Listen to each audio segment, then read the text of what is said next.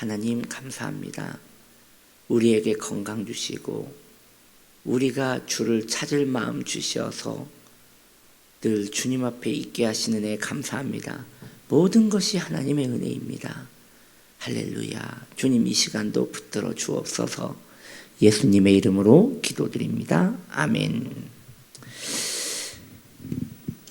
하나님 말씀 출애굽기 25장 37절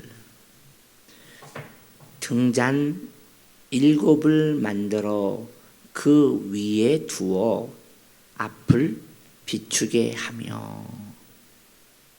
오늘 말씀의 제목은 등잔과 등입니다. 등잔대는 7가지로 이루어져 있으며 그 끝은 등잔이 있고 그 위에 등이 이렇게 올려 있다는 것이죠. 이것은 우리에게 또 다른 가르침을 주는 것입니다. 등을 받추고 있는 등잔은 우리 주 예수님을 의미하는 것이고, 여기에 불을 밝히는 등은 우리 성령 하나님을 나타내는 것입니다. 예수님의 사역과 성령님의 사역이 연결되어 있음을 우리에게 알려주는 매우 놀라운 은총의 말씀입니다. 등은 불을 켭니다. 그러나 등잔이 없으면 지지할 곳이 없기에 불을 켤 수 없겠지요. 우리가 볼 때는 불을 성령님이 내리시는 것 같고, 성령님이 이 현상 세계에서 많은 일을 하시지요. 그러나 성령님은 예수님으로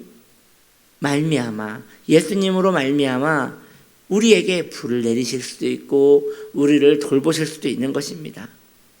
예수님께서 우리에게 성령을 부어주셨다 해도 그러므로 틀린 말이 아닌 거예요. 왜냐? 예수님과 성령님의 사역이 연결되어 있기 때문입니다. 실제로 요한복음 15장 26절에 보면 우리 주 예수님께서 이렇게 말씀하세요. 내가 아버지께로부터 너희에게 보낼 보혜사. 네, 내가 보냈대요. 무엇을요? 보혜사를요. 누구로부터요? 아버지께로부터요. 다시요. 내가 아버지께로부터 너희에게 보낼 보혜사. 곧 아버지께로부터 나오시는 진리의 성령이 오실 때에 참 삼위일체가 아름답게 녹아져 있는 말씀이 아닐 수 없어요. 내가는 여기서 예수님을 말하는 거지요. 예수님이 아버지, 이것은 하늘아버지를 말씀드리는 것이고요. 예수님이 하늘아버지로부터 너희는 택함받은 우리 주의 백성을 말하는 것이고요. 보낼 보혜사. 네, 여러분 아시죠? 파라클레토스 보혜사는 돕는 자, 지지하는 자, 이끄는 자, 이런 여러 가지 뜻이 있는데 우리 성령님이 우리를 돌보시러 오셨어요. 어떻게 오셨어요? 예수님이 보내셔서 오셨어요. 예수님은 누구한테서 보내셨어요? 아버지께로부터 보내셨어요.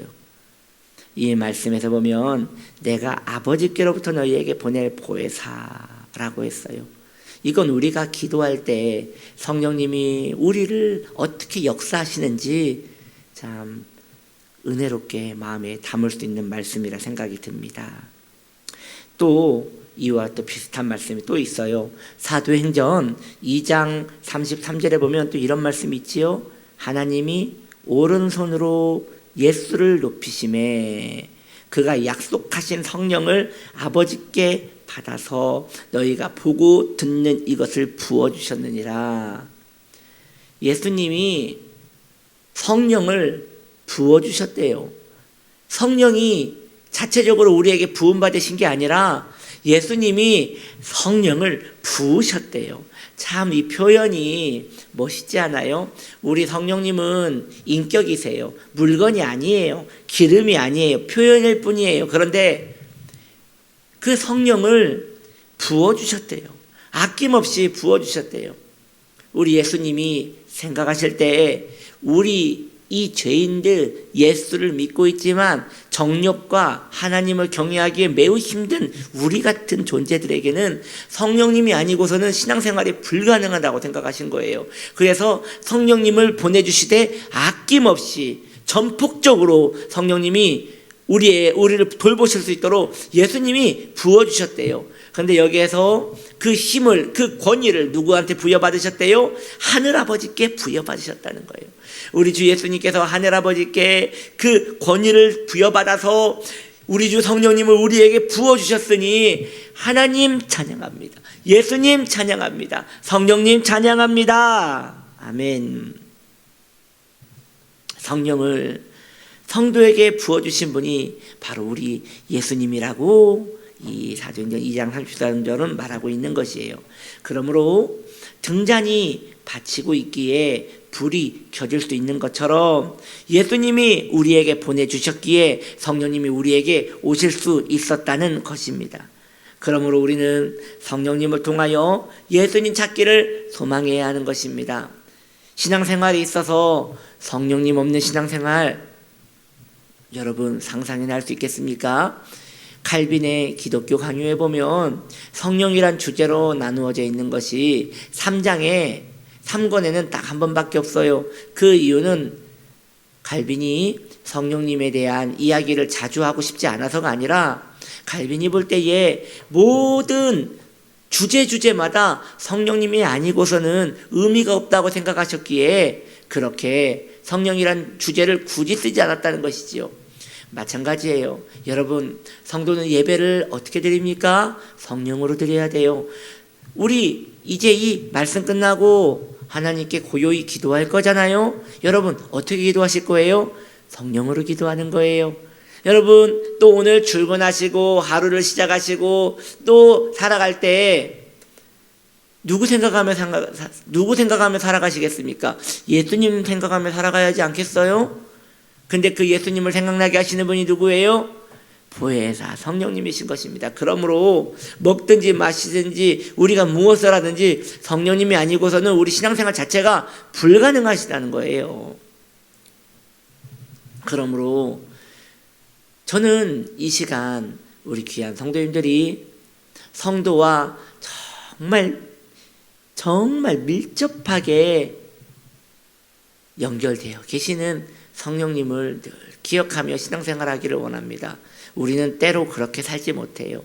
바빠서, 그리고 고민이 많아서, 그리고 세속에 쩔어서 종종 주님을 잃어버려요.